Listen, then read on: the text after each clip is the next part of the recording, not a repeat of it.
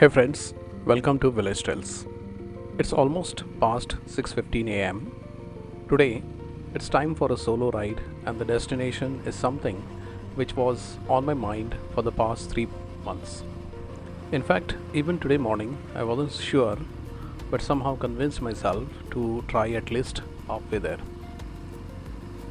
Last couple of months, things have been super busy, almost daily 12 plus hours of challenging AI project work. I sometimes joke about it when someone asks me why we aren't seeing you lately. I keep saying I'm busy building something that will put me out of work. Well, riding early morning is quite blissful. 90% of the crowd hasn't even woken up yet, and that means the roads are clear and much safer and quicker to move on. I'm heading to Shani, Shingnapur. It's almost 175 kilometers from my home, and there are three possible routes I could take. The one via Chakan was recommended, but had I started around 5 am or so. The route via Patas is a long route, adds 30 extra kilometers, and recently I had been on that route. It's same story, too much traffic. Finally, I chose to stay on the Shingnapur Sirur route. I know that route is challenging, but I guess no options now.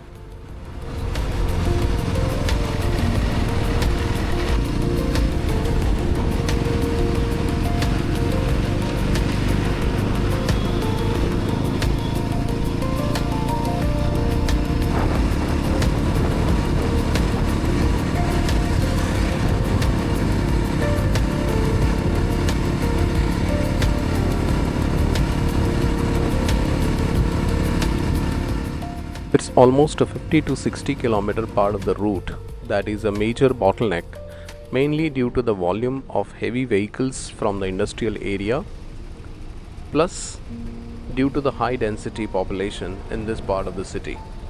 I was hoping to capture the rising sun in the morning, but that is really out of question. Today, this would be my longest single day ride yet, with about 350 kilometers in total.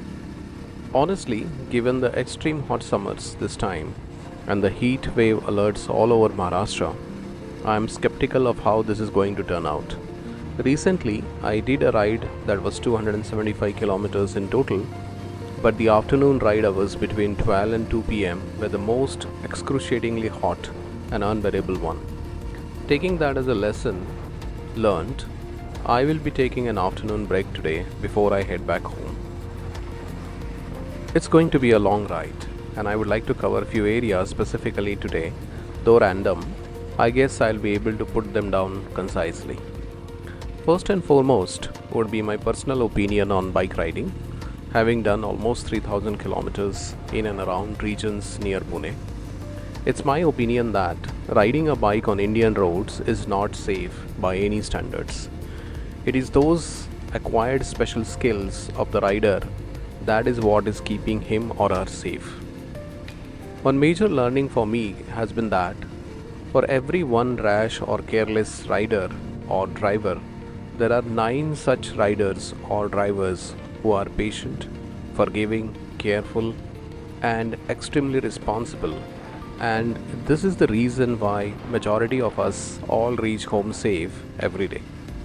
Just want to say, if you are one of those 9, a big heartfelt thank you to you.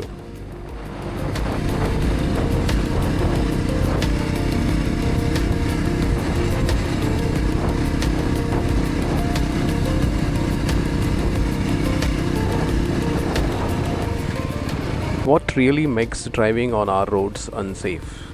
If I were to rank the reasons, the first and foremost would be the infrastructure, specifically substandard quality, and then the lack of capability to handle volume of today.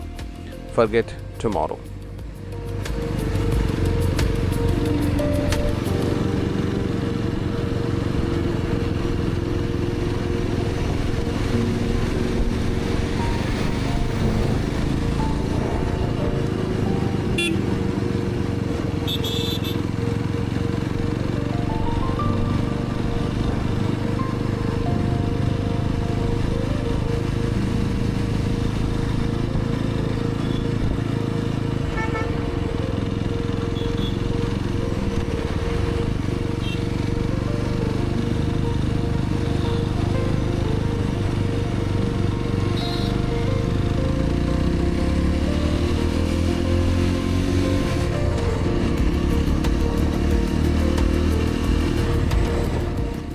With so much expansion of cities happening, and with a very high number of villages or industrial establishments dotting on both sides of these roads, there is not so much of a differentiation between a highway and a local connectivity medium.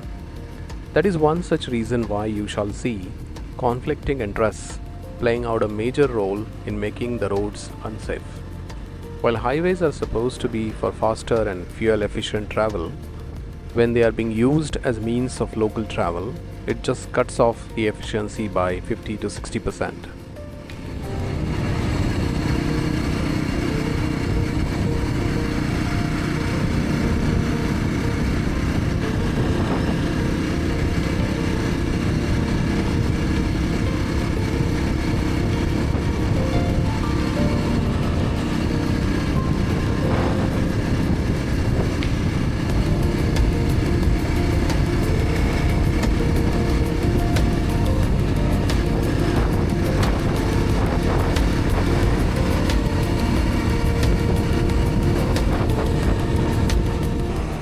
Since it was time for a short break, I just stopped by here to have 2 cups of tea. Good enough for me to continue on the remaining part of the drive.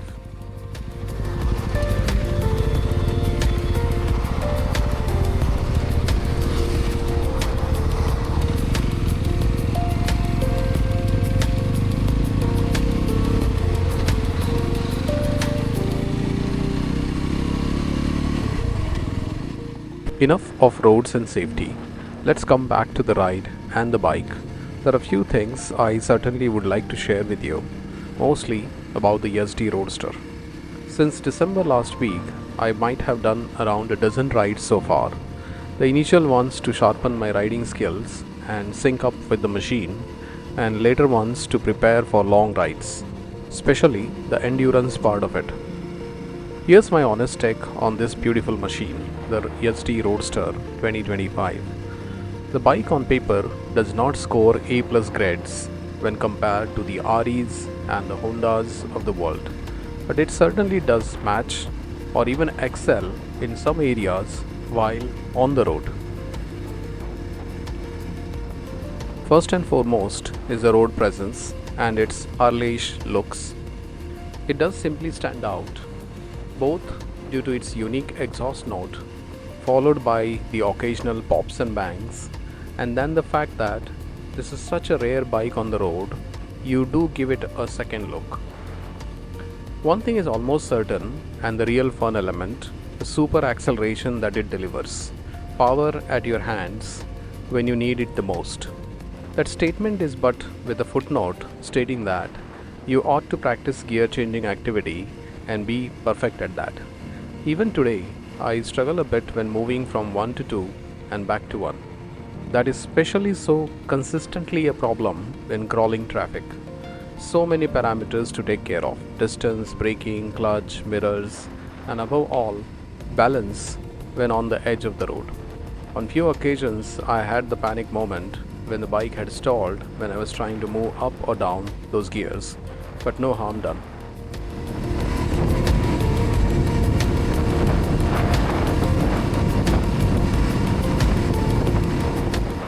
The other important thing which I have been really starting to admire is the consistency and capability of this engine. Consistency is in its ability to deliver a mileage of 28 plus, always with a mix of 40% city and 60% highway rides. Capability is in the way the engine responds even in the super hot summers with outside temperatures almost touching 50. I've heard from few friends they find the Java bobber having tons of heating issues, but somehow not sure what it is. But on this bike, I haven't felt uncomfortable at all. It could be because I wear shoes always, but certainly I'm happy that the real test of the engine has been done in this tough weather.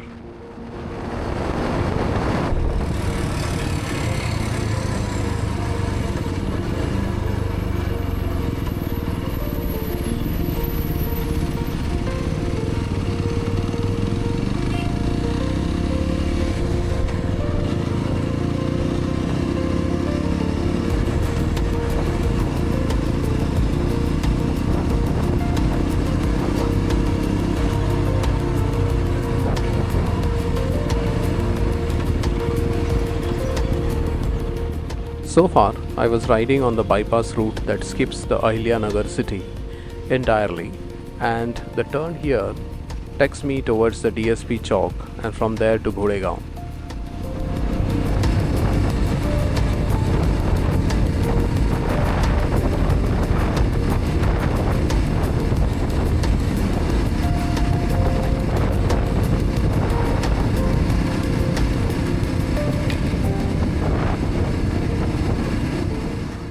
Just observe the tarmac over the past 15 minutes. 99% of it is patched up, and patched up so bad that at times I feel what's the point in patching it at all.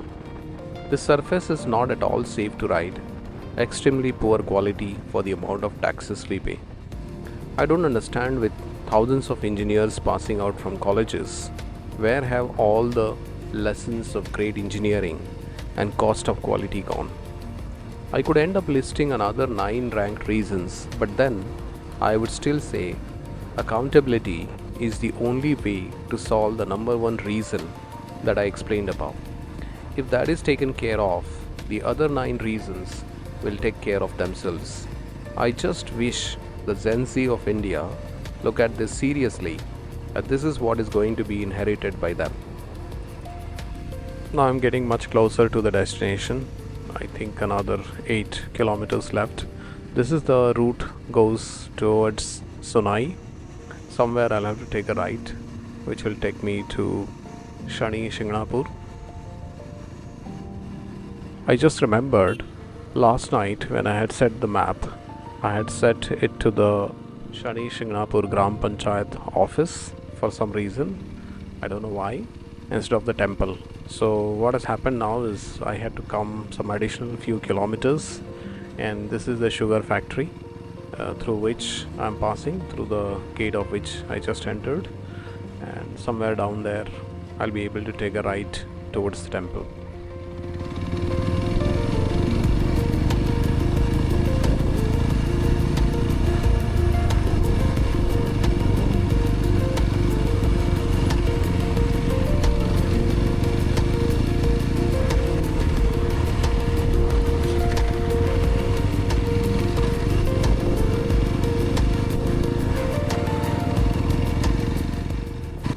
In December 2024, we had been to this place, and that was on our way back from our visit to the Ellora. And overnight, we had chosen the route via Nagar just to avoid the Nasik route, which was in pretty much bad shape at that point in time. Most of the Gram Panchayats basically collect something called as a tourism tax, entry fee basically.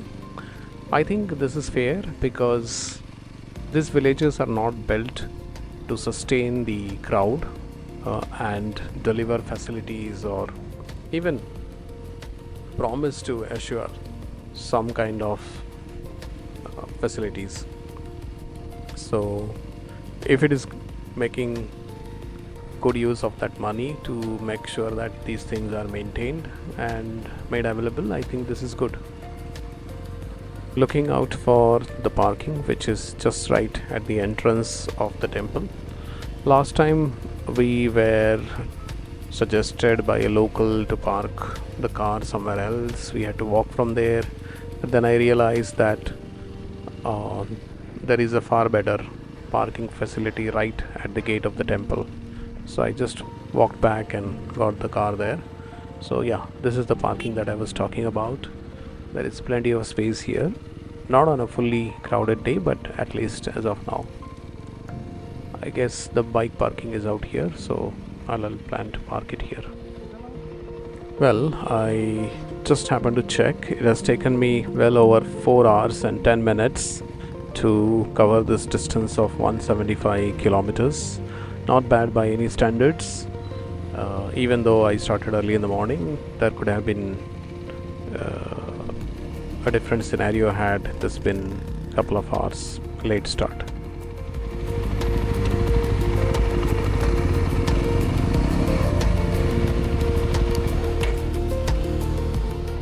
The gentleman who asked me to park here was kind enough to allow me to leave my riding gear at his shop.